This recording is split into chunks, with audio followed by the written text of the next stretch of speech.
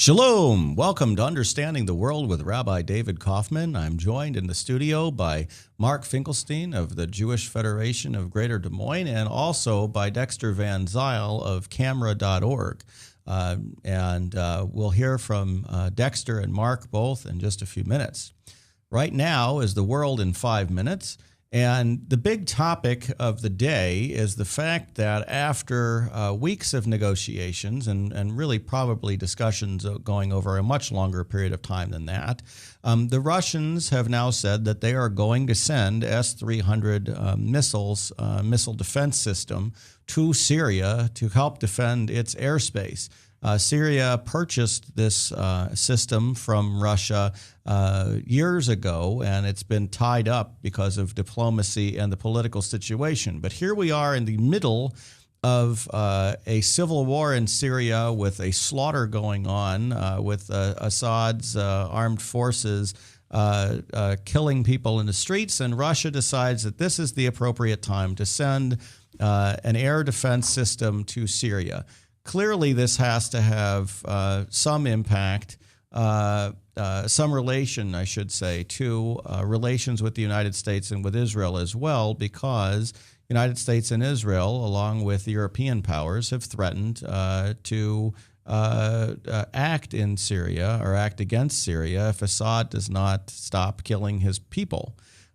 So the implications of sending this air defense system clearly have nothing to do with the civil war, because the opponents of Assad's government in Syria are not sending airplanes after him that he needs an air defense system to defend against. Clearly, this has to do more with possible Israeli strikes or American or European strikes against Assad's government. In the meantime, it becomes a game changer, and if Assad gets to the point where he is sending weaponry against Israel, or should he fall, and this could be part of what's going on, should he fall and opponents take over, opponents that are potentially hostile to Israel, it may force Israel's hand either to support the regime against those rebels or to go in and install a stable government. So either way, this bodes very badly in the long run for Israel and Western attempts to remove Assad from power. In addition to all of these various things, you've had multiple scandals in the last couple of weeks involving the Obama administration and different branches of the Obama administration that have certainly taken attention away from various foreign policy issues. The primary concern in foreign policy seems to be what happened in September in Benghazi rather than what's going on right now anywhere in the world. And with the State Department bogged down in responding to criticism and the White House in general bogged down in responding to criticism, we can be fairly assured that we're going to have a risk-adverse administration in the coming months. So many issues that could arise that might be controversial, such as military action in Syria or any attempts to do anything with Iran, could potentially be jeopardized simply because we have risk aversity in the administration right now. In addition to that, we also still have sequestration and funding issues that are going to impact what we're able to do, what the United States is able to do, and also what Israel is able to do. Many of you may not know that Israel's budget situation, regardless of any potential cuts to American foreign aid to Israel, has been suffering as well because of economic issues. And Israel has cut its own military budget by, looks like a couple of $2 billion over the next year, which is also going to hamper what it's able to do militarily going forward, at least for the coming year. So as we're looking at the possibility of multiple military situations, either with Iran or with Syria, we can see that there are major problems there. In the meantime, with all of this going on, the State Department has been trying to restart peace talks with Israel and between Israel and the Palestinians, and there seems to be some support for that coming from the traditional peace community, the community that has trying to promote Israeli-Palestinian peace for some time. But within Israel at large, while there's desire for peace, it seems to be that economic issues and the issues of Syria and Iran, along with Egypt as well, seem to be the more prominent issues that people are concerned about. Right now, in the United States and in Europe, there is a tremendous increase, or we're seeing a tremendous increase in anti-Semitism and especially in anti-Israel activity on college campuses, in church groups, and even in governmental groups. And perhaps we'll get into some of that conversation following our break with Dexter Van Zyl. Dexter Van Zyl not only will be joining us in the studio today to talk a little bit about his experience with 60 Minutes and their program on Christians in the Middle East and some of the other things that he does with Christian peace groups and churches, but he will be speaking at Temple B'nai Jeshurun tonight, my own congregation here at 5101 Grand Avenue in Des Moines, starting at 7 o'clock tonight, and you're welcome to attend that. It's free of charge. That is The World in 5 Minutes. From the RE/MAX Real Estate Concept Studios, this is Webcast One Live.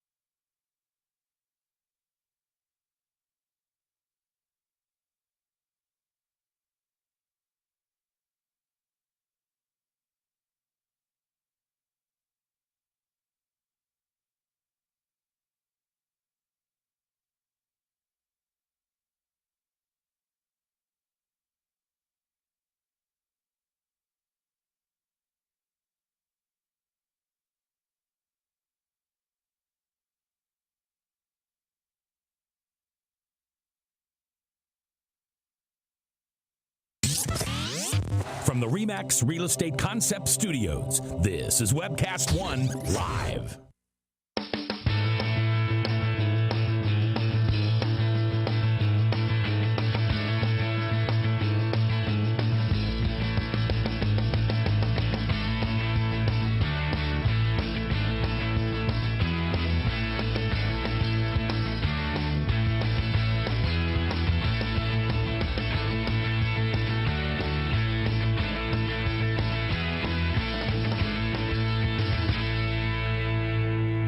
Whether you're 10, 25, 50, 80 years old and beyond, everyone needs to live within their means. I'm Tom Coates with Consumer Credit of America. For almost a quarter of a century, we've helped people of all ages learn to manage their personal finances to benefit them far into the future. When problems arise, we've got the experience you need to make those debt problems go away. Got financial problems? Call Consumer Credit of America. Drink, dance, party. Kitty's is the ultimate dance club in Des Moines. A huge dance floor with room to move, 3 bars to keep your drinks full, and kickin' DJs playing all your favorite dance music. At Kitty's, we've always got your birthday party planned with Birthday Fridays. That's right, when your birthday rolls around, there's only one place to go. Gather up your friends and head to Kitty's, where you drink free on the Friday of your birthday week. Find out more about Birthday Fridays at kittiesusa.com. Kitty's, all kinds of people, all kinds of music, all kinds of fun. If Tom Coates from Consumer Credit of America was your personal webmaster, Tom would filter out all bad debt emails. If Tom was your mailman, you'd never get any debt reduction junk mail. If Tom Coates was a lineman, he'd block any phone calls offering to reduce your credit card debt. Hi, I'm Tom Coates with Consumer Credit of America, and we're still your best choice for credit counseling. We're local, we're accountable, and we can do more. You make the call when the time's right for you. When it comes to competition, there really is none for Consumer Credit of America. From the RE/MAX Real Estate Concept Studios, this is Webcast One Live. Shalom. Welcome back to Understanding the World with Rabbi David Kaufman. I'm joined in the studio by Mark Finkelstein of the Jewish Federation of Greater Des Moines and by Dexter Van Zyl of Camera. I'd like to thank our benefactor of this show, Dr. Ronald Bergman of Bergman Folkers Cosmetic Surgery and Spa. for his continued support and enabling us to have wonderful guests like Dexter Van Zyl on our show. Dexter, I'd like you to say a little bit about yourself and what you do. Yeah, I am the Christian media analyst for the Committee for Accuracy in Middle East Reporting in America. And CAMERA was founded in the early 1980s by a social worker by the name of Winifred Meiselman down in Washington, D.C. She founded CAMERA in response to the biased coverage that the Washington Post was providing about Israel's invasion of Lebanon. The PLO was using Lebanon basically as an aircraft carrier to launch rocket and terror attacks against Israel. And what happened was that the Washington Post didn't really do a particularly good job of covering the manner in which the PLO basically terrorized Israel and the Lebanese people. And the organization then became kind of a powerhouse as it had chapters throughout the country. And what we do now, our headquarters is now in Boston, Massachusetts, and Andrea Levin has been the executive director since the late 1980s, and CAMERA's become a powerhouse under her leadership. And essentially, what we do is we monitor the media. We, look at the New York Times, CNN, and all of the major news outlets throughout the world. And now we have a relationship with media analysts also in Great Britain. We've helped support a group called BBC Watch and SIF Watch, which deals with The Guardian. And what we do is basically look at the media coverage of the Arab-Israeli conflict and point out the bias. One of the things that we routinely find is that people don't want to cover anti-Israel incitement. They don't want to deal with the issue of anti-Semitism in the Arab countries that surround Israel. And lately, since 2006, I started dealing at CAMERA with the Christian peacemaking community. That work's tapered off a little bit, particularly in the mainline community. But what we discovered is that the liberal Protestant churches really offered up a narrative about the Arab-Israeli conflict that basically showed that Israel could end the conflict, or suggested that Israel could end the conflict unilaterally by coming up with a magical, combination of withdrawals and concessions. And they never really dealt with any of the more troubling aspects of the conflict. More recently, I have been dealing with the issues related to the mistreatment of Christians in Muslim-majority countries in the Middle East, because the ideology used to justify and motivate these attacks in countries like Iraq and Syria is also the same ideology that is used to justify attacks against Israel as well. I started out in 2006. Prior to that, I worked for the David Project, but I used to be a member of the United Church of Christ. Now I'm a Roman Catholic. And CAMERA is a member of the Conference of Presidents of major Jewish organizations. And a lot of the times my work consists of, I tell people, I get up in front of audiences and I say, look, I am a former liberal Protestant who's now a Roman Catholic who works for a Jewish organization who speaks to evangelicals about the suffering endured by Orthodox Christians in the Middle East. And and I wake up in the morning and I feel like my head's about ready to spin off my shoulders. And I think that's basically in a nutshell what's been going on.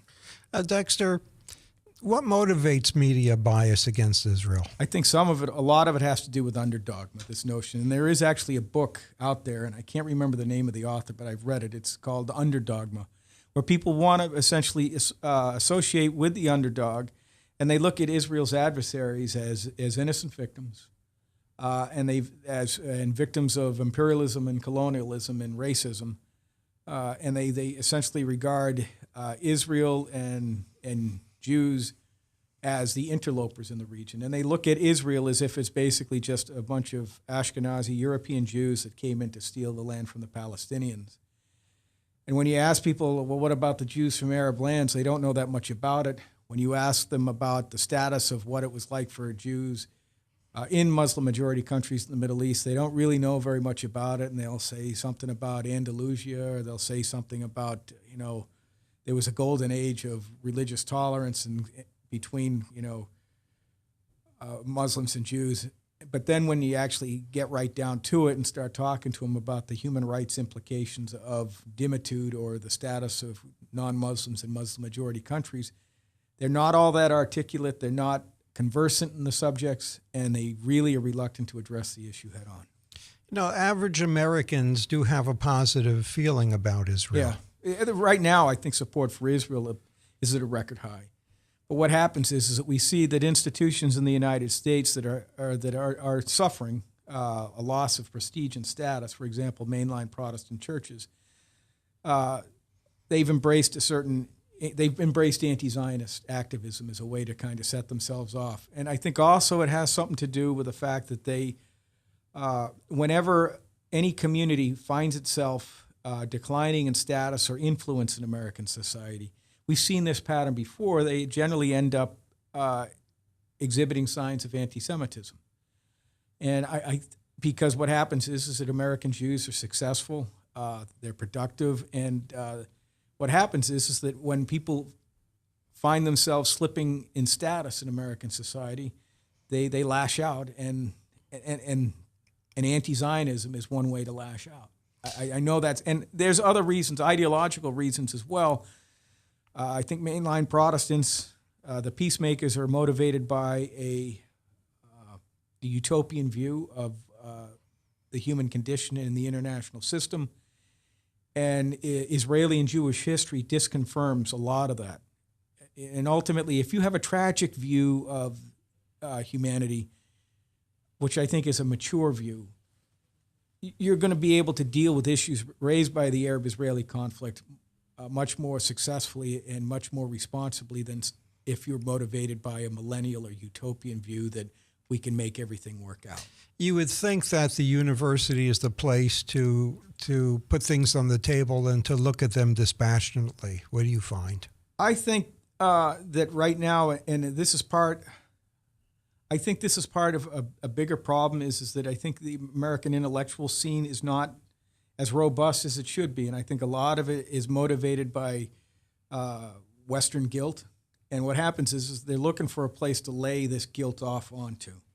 And one way to do it, and they don't really want to have to embrace it themselves. They don't want to, I mean, if you look at, basically a lot of the peace activists, they're motivated by, for lack of a better word, white liberal guilt. And they're looking for a way to somehow demonstrate that they don't want to stand in solidarity with the imperialism or the history of American imperialism or the Vietnam War. They want to demonstrate that they are good people who stand in opposition to Israel, to imperialism. And one way to do that is to basically, condemn Israel. The irony is that one of the things that we've seen is that, the Islamists in the Middle East are in many respects the most imperialist people, culturally imperialist people in the world today. Islamism represents the great threat to human rights and world peace in the world today, but it's much safer to condemn Israel, largely because they're viewed as kind of an extension of the Western European, North American complex, is the way to put it, I guess. Why are such critics as Noam Chomsky so impressive or so attractive? I think one of the reasons why is because there's always, when you express indifference to Islamist hostility towards Israel, I think you legitimately open yourself up to the charge of anti-Semitism. I think, ultimately we, and this is one of the things, for me, the Holocaust still is a trauma for a lot of even Christians, okay, and people who are secular-minded, people who want to believe that, that the human condition can always be improved and that we can always fix things, and that human nature is ultimately something that can be bettered, which I like to believe myself. But what happens is that people know that by ignoring Islamist hostility towards Israel, they're doing something wrong, and they need something to cover over that sin, so to speak. And so they invoke people like Noam Chomsky, or they'll embrace narratives offered by people like Mark Ellis, who is a Jewish liberation theologian, or Mark Braverman. And what happens is that they will basically use the writings of these folks to say you don't have to pay, to demonstrate or suggest we don't have to pay attention to Islamist hostility towards Israel because, look, if it was a problem, don't you think these people would say something about it? Now, Dexter, where do you think that supersessionist theology plays a role in this? Is that the churches believe that Christians have inherited the blessings of the Jews in ancient times, and this idea that the Jews don't have any religious claim to the land either? Christian supersessionism, the notion that somehow that the Jews are cast off by God and no longer have a role to play in God's plan for humanity, has always been kind of has had a crippling impact on Christians. In Europe, prior to World War II, during the rise of Nazism, German and European Christians had a difficult time dealing with this supersessionism. For example, there was a Barmen Declaration that was basically a ringing denunciation of Nazism and totalitarianism and said that good Christians cannot follow Hitler. But if you look at the document itself, it makes no mention whatsoever about Nazism's anti-Semitism. And you would think that they would say something about it because that was one of Nazism's most salient characteristics. But they said nothing about it in the Barmen Declaration. And this was the one theological stand or in opposition to Nazism that people point to, and they always kind of acknowledge, well, they didn't say anything about the Jews. And the reason why is because I think they accepted an awful lot of the suppositions that Nazism had about the Jews, and they could not actually combat them. And towards the end of his life, Dietrich Bonhoeffer said, we should have stood in solidarity with the Jews. The same process has taken place today. And the thing is that right now what has happened is that because, the Islamists, and this is going to be something that you'll get an awful lot of pushback if you mention it to them, but why is it that a lot of the peace activists within the mainline Protestant community have been so quiet about Islamist anti-Semitism and about the issue of anti-Semitism within Islam? Part of the problem is that people feel, well, look, we have a problem ourselves and we shouldn't say anything about it. But the second people inject themselves into the Arab-Israeli conflict, it's an issue that they need to address. And so I think the supersessionism, on one hand, the Christian world has, for the most part, not entirely denounced it and said this is wrong, but they haven't changed their habits of mind or their patterns of speech to be able to say, okay, Christian supersessionism is bad, and so, by the way, is Muslim supersessionism, and that is a reality. And I think that, and the thing is that because these institutions have been so focused, monomyically focused on Israel, and been so quiet about Islamist hostility towards Jews, they are now in a position where it's going to be difficult for them to speak openly about Muslim hostility towards Christians. Because once they start speaking about it, it's going to say, well, wait a minute.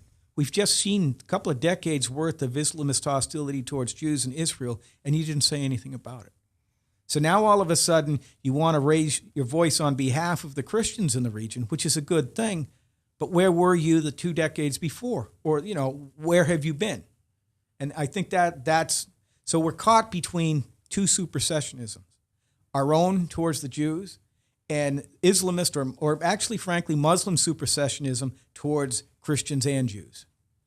Now, the Christian supersessionist ideas, I think, play a significant role in Palestinian Christian understanding. I've seen that from a number of Palestinian Christian leaders, and I know you were significantly involved in the CBS 60 Minutes discussion about the Christians of the Holy Land program that they ran. Can you tell us a little bit about that? Yeah. One of the things we need to understand is that the Palestinian Christian community has basically been one of the most persistent sources of anti-Israel invective for decades, at least since the Six-Day War. And ultimately, Christians throughout the Middle East have always been somewhat anti-Zionist, largely because they regarded, Jewish sovereignty and Israel's existence as something that it was going to make it more difficult for them to get along with Muslims in the region. And what has happened is that people don't understand this history. They don't understand that. And so when Palestinian Christians approach institutions in the United States, like mainline Protestant churches, and say, Israel is the reason why we're suffering, people are willing to believe it. They'll believe it because they have a very difficult time thinking that Christian leaders would offer up such a distorted narrative. And that's what happened with CBS News. On April 22nd of 2012, CBS News aired a piece called Christians in the Holy Land, or Christians of the Holy Land, but basically it was about Palestinian Christians, mostly in the West Bank. They did a little bit about Jerusalem, and it was the Palestinian Christian narrative down the line.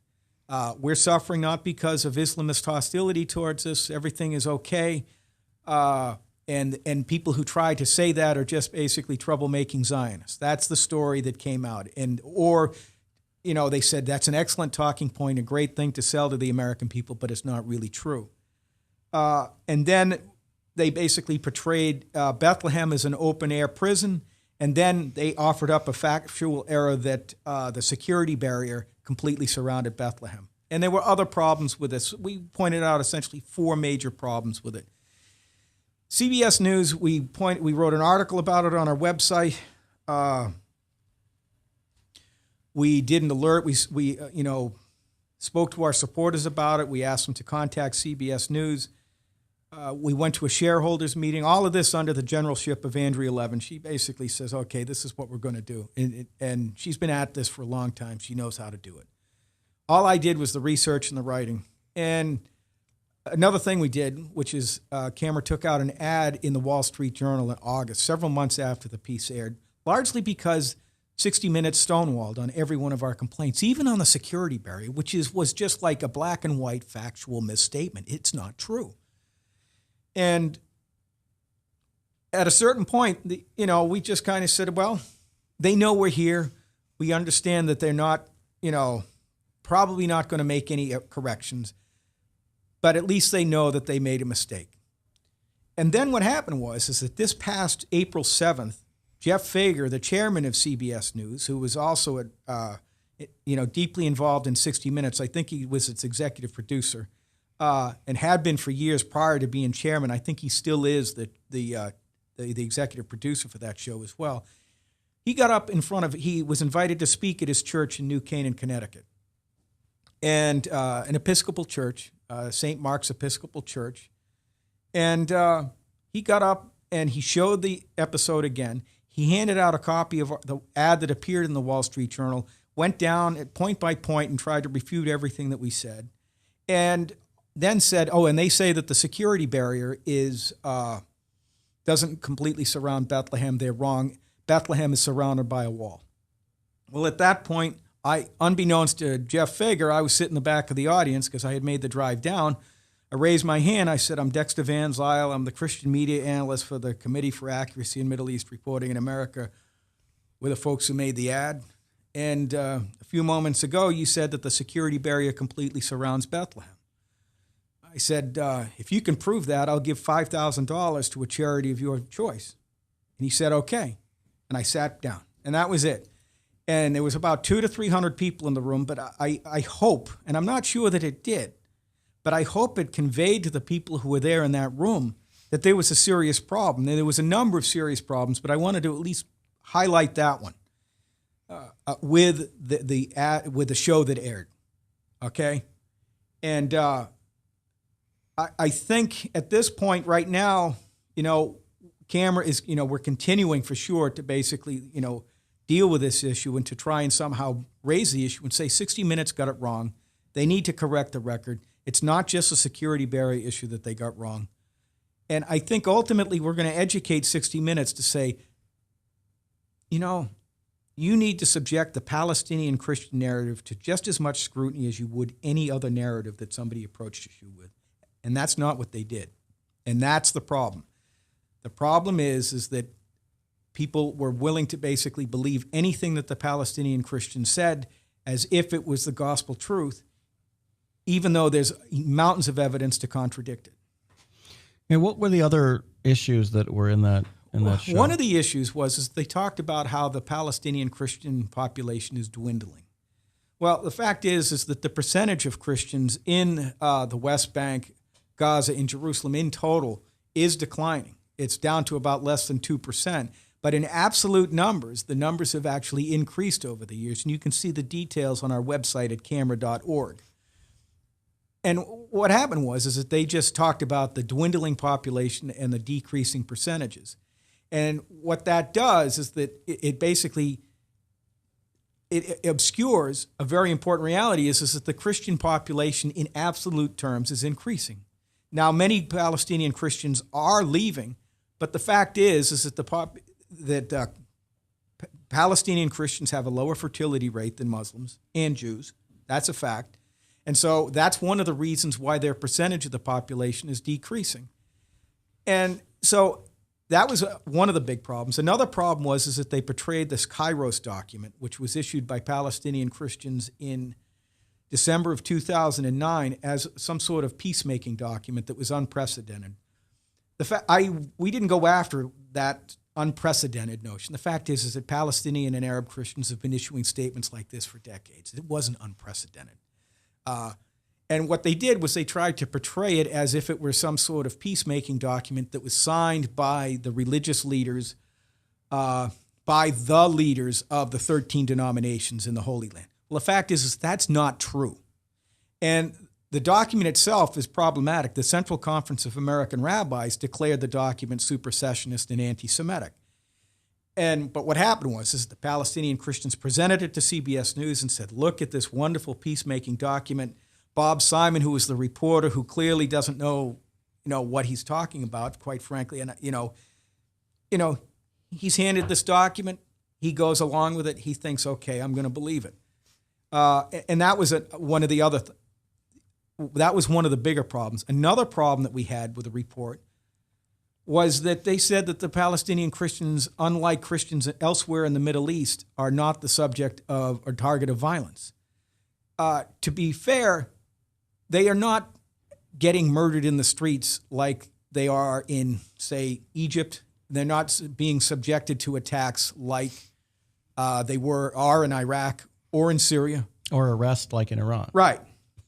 But the fact is that there has been a persistent strain of hostility towards Muslim hostility or Islamist hostility, however you want to phrase it. I think it's rooted in, traditional Islam, and people can argue about that, and I'm willing to listen to people make that argument. But the fact is that there is hostility towards Christians in Palestinian society, and they have been, had their property stolen. In some instances, they've been killed. And what happened was that reality was ignored completely in the story. And they said that was just a talking point meant to basically make the Palestinians look bad. And so clearly they blew the story. They really blew the story from start to finish. They blew the story. And the thing about Jeff Fager's presentation at St. Mark's Episcopal Church in New Canaan was that it was clear that he didn't get it. He didn't understand that, there was a problem. If they had just gone on and not said anything, it would have been one thing. But for him to basically somehow try and defend this story so vocally, despite its manifest problems and obvious factual errors, it made it clear to camera that we couldn't stop. We're going to take a short break here. I think when we get back from our break, we'll talk a little bit about boycott, divestment, and sanctions proposals in the mainline Christian churches. I really want to hear from you about that. This has been Understanding the World, and when we get back from our break, more from Dexter Van Zyl. From the RE/MAX Real Estate Concept Studios, this is Webcast One Live. I'm Brian Leach, owner and general manager of Service Legends. I brought along a couple of the home comfort heroes. Hi, I'm Tammy Wells. I am Nick Wondershad. I am administrative manager. I am the senior technician from Service Legends. It seems like every good thing, when you feel it to the bone that it's good, there's a lot of hard work put behind it. I don't think that you can fake it and have it turn out good. If we seem like, okay, that's just weird, it's just a furnace, why would you believe so deeply in a furnace? It's not just that, we want to show the world that you can have good service. Yeah, it's your home. It's built into our daily trainings, it's built into our culture. that we're going to do whatever it takes to have each client say they love us, period. That's why we spend all the hours in the training that we do. And if we guarantee it's going to be a good experience for you, or else it's free, what type of work do you think we're going to do? There is a guarantee. Temperature selection guarantee, fixed rider it's free guarantee, comfort guarantee, best value guarantee. All of these guarantees hold us accountable to ensuring that we exceed your expectations. And if for whatever reason we'd fail and we can't make it right, we guarantee all of those guarantees with a 100% money back guarantee. I mean, if you don't think that your technician can fix it right, are you going to say that to a client? No. You don't have to worry about having a technician come to your house. We drug test, background check all of our team members. We put safe people in your home. Each and every one of our service techs, 400 hours a year in training. You tell it the minute they walk in the door. They know what they're doing, they've done their homework, and they actually truly care about what you want. Because at the end of the day, you're the person that makes sure I have a job. They're going to be listening. They're going to want to know what your challenges are. Then they're going to come and give you options, and you get to choose. If I'm there to help and I make it easy and painless, I did my job right that day. Well, when it comes to your comfort, safety, and your family, you know, you don't necessarily go buy the most expensive, but you get the most bang for your buck. Oh, it's worth it, because there's a lot of people that will find a way to get it to work right now and then leave and then come back, charge you again, and the cycle just repeats itself. So when I'm out there looking at the furnace, I want to find why it failed today. How can we change the part today with something that you're not going to have to worry about? Is it worth changing the part today? I mean, you can put a lot of money into a furnace. I can fix parts all day. There's good job security in that for me, but is it the right thing for you? I get a lot of the phone calls of after the technicians are there. They're just in awe. They're like, wow, you guys are great. I mean, I don't even know what to say. You guys are great. Everything you did was perfect. It was great. Keep going though, I like this. Just give us a try. I'm gonna take all the risk. I've got the time to make this right. I've got the support to make it right. Just check us out. And if you don't see the value in what we do, I mean, fixed rider, it's free or 100% money back. enough said. Welcome back to Understanding the World. I'm Rabbi David Kaufman. I'm joined in the studio by Mark Finkelstein and by our special guest today, Dexter Van Zyl of Camera. I'd like to once again thank Dr. Ronald Bergman and Bergman Folkers Cosmetic Surgery and Spa for their sponsorship of the show.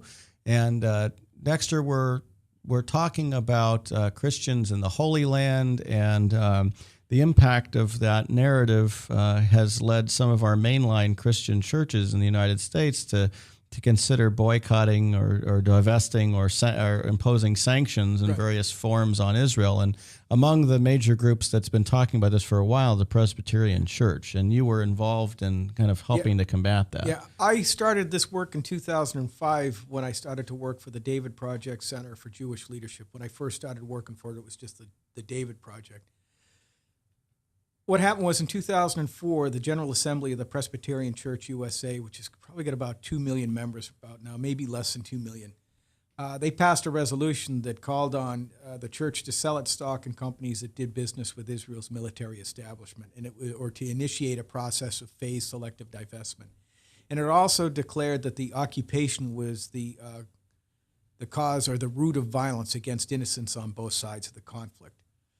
And what happened was that this was basically passed largely as the result of a coalition of, anti-Israel activists in the Presbyterian Church that are comprised of, probably some supersessionist theologians, and also and under the influence of Palestinian Christians who said, "Look, this is what we need you to do."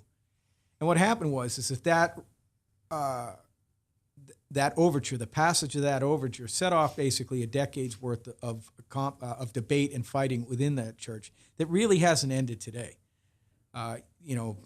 And it's 2013. We're coming up basically on the 10th anniversary of the passage of that resolution, and virtually every time they meet, which is every 2 years, they fight about the Arab-Israeli conflict. The following year, they backed off a little bit and stopped singling Israel out for divestment, but they never stopped the divestment process.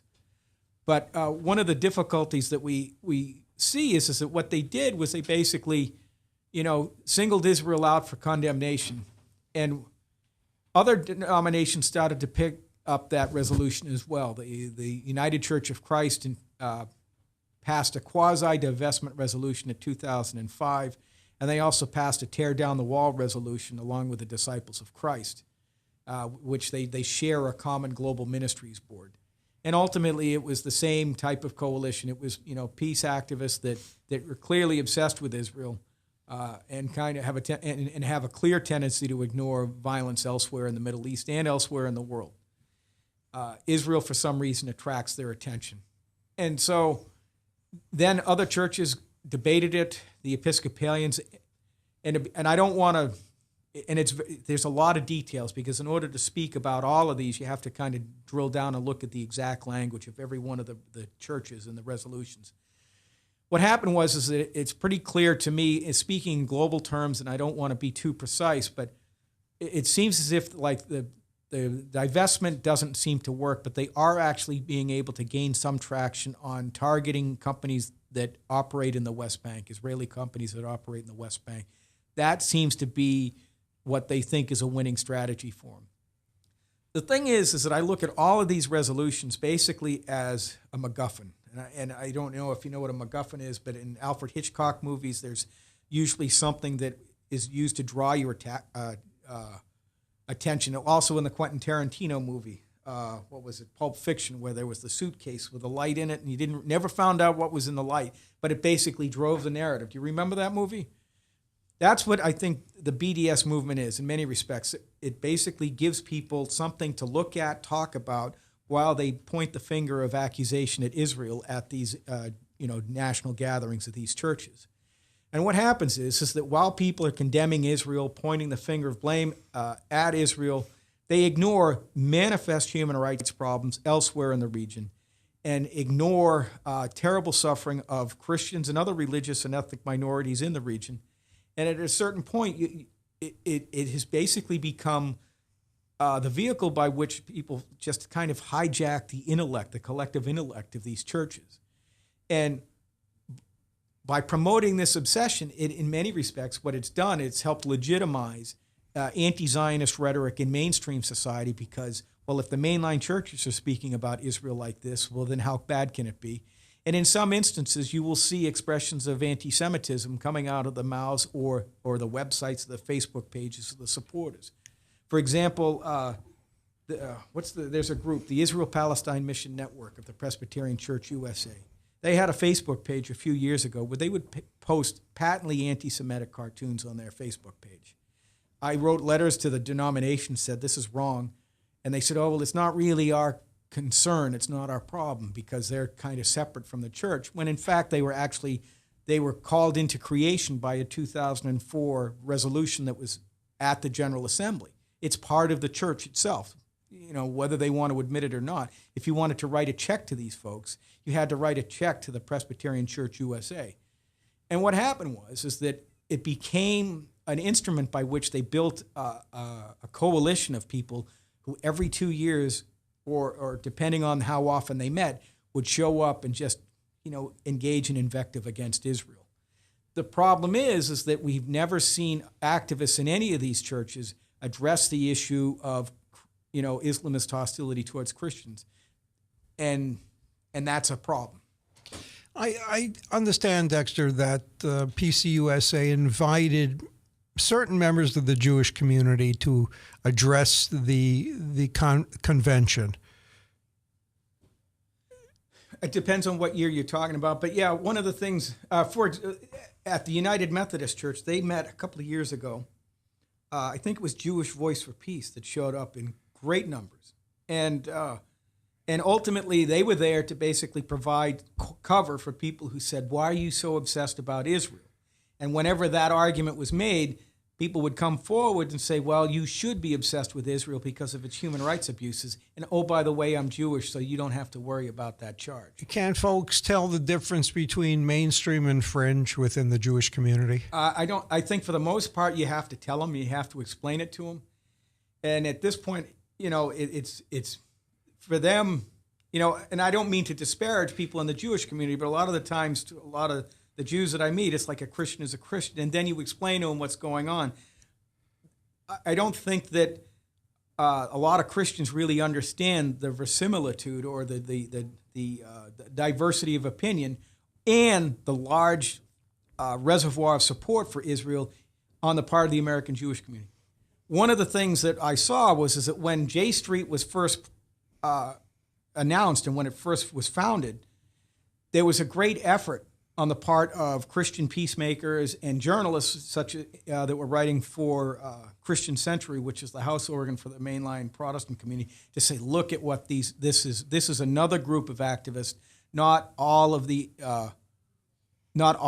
Jewish community is like an AIPAC supporter, so to speak. And they held it up like this is an opposition to AIPAC. And so that was an attempt to basically give people a clean conscience if they basically singled Israel out and engaged in a manner that delegitimized it. Now, not all of J Street people are one-staters or Right. anti-Zionist. Right. But Jewish Voice for Peace is definitely a one-state solution organization. I'm not. You know, the thing is that at a certain point, and this is going to sound, they're so far beyond the pale, I don't pay much attention to them.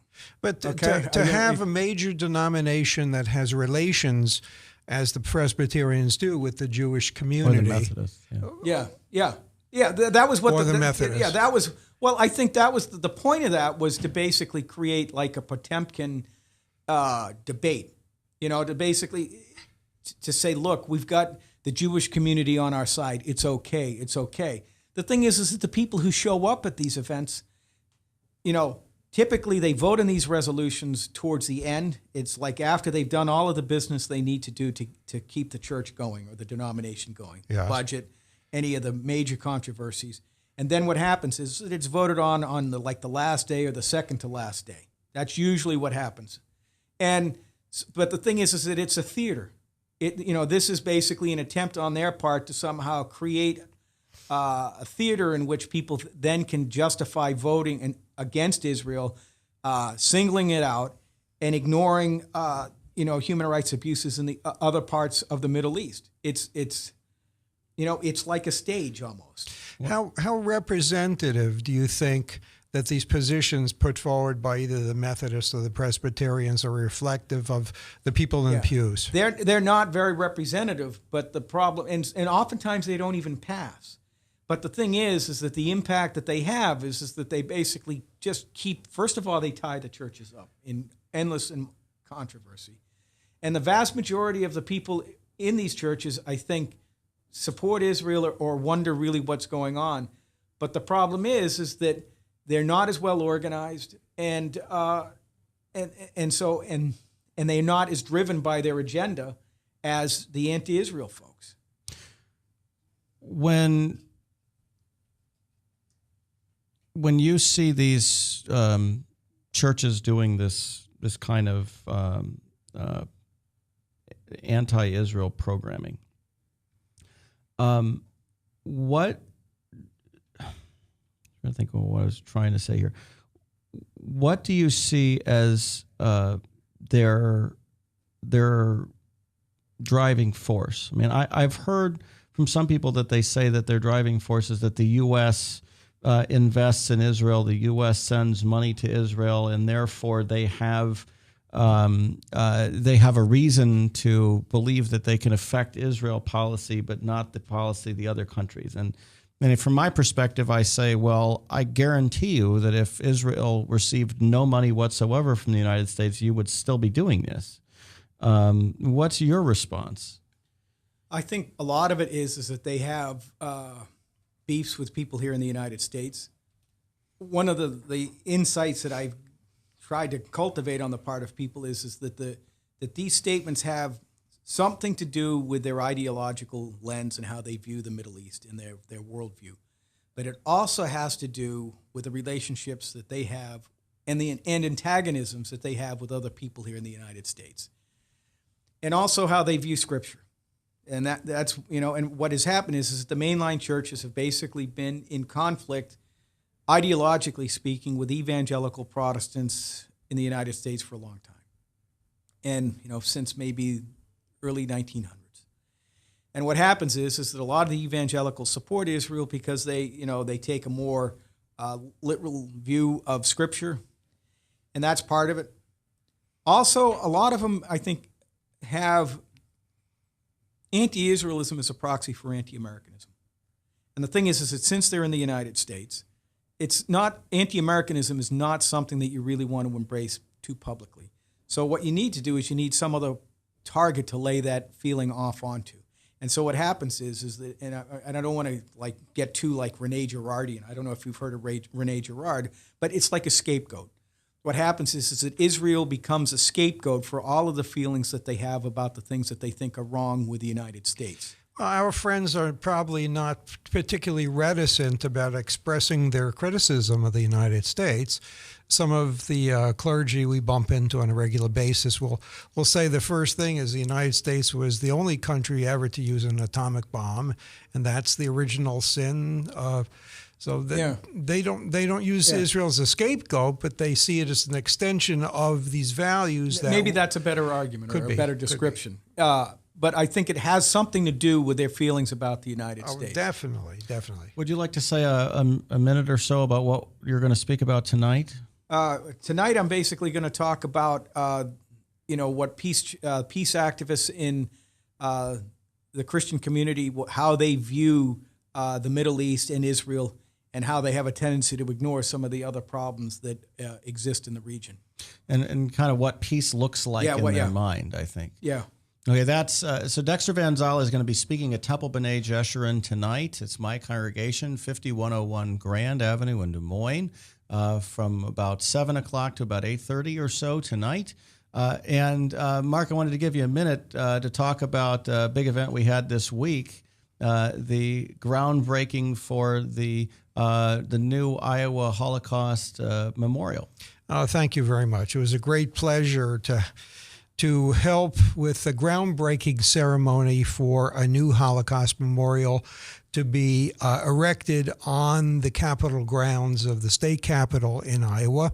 The memorial is in dedication to the victims of the Holocaust in gratitude towards the liberators, Iowan troops who participated in the liberation of the concentration camps, and in honor of the survivors. This is a project of the Jacqueline and Myron Blank Foundation, and Rabbi as well took part in the dedication of the groundbreaking itself. And it's in a beautiful location in the northwest corner of the Capitol grounds, the Iowa State Capitol grounds, right by the Historical Society, toward that side of the grounds. And there are going to be wonderful passages or inspiring passages on the monument itself, and it'll be a good place to bring students so that they can learn about what happened in the Holocaust, and hopefully to inspire them to make the words "never again" actually mean something, as opposed to just being words. I spoke at the state capitol, and I said that if saying "never again" means you're going to say "never again," you're not really doing anything. You actually have to do something about it, and to use the words of the U.S. Holocaust Memorial and Museum, their motto in Washington, D.C., their motto is "What you do matters," that each and every one of us can make a difference. And when we're talking about not only combating genocide, but we're talking about combating movements that are arrayed against Israel, the kind of things that our guest today, Dexter Van Zyl, is working hard against, it's important for each and every one of us to do our best to speak to our Christian friends and to try to advocate on behalf of Israel as best we can. Thank you for joining us on the show today. Thank you, Dexter Van Zyl, for being with us. Thank you to Mark Finkelstein for joining me today. Thank you. And our guest next week on the show is Mukesh Kapila, who will be talking about Sudan, the genocide in Darfur, the United Nations, and refugee situation. He is world famous, and we're very honored to have him Skyping in from London, England next week. At what time, David? 2 o'clock once again next week, right here on one2talkto.com or webcast1live.com. Thank you for joining us, and have a good week.